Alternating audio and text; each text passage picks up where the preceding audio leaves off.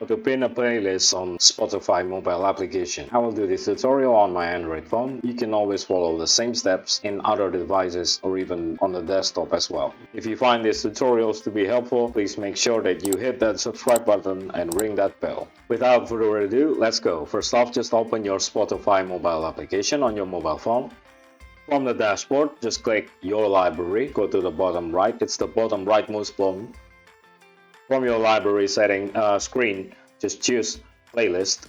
Choose whichever playlist that you want it to pin. For example, I will choose this one. I will press and hold it for a few seconds until the context menu appears, and then from there just choose Pin Playlist.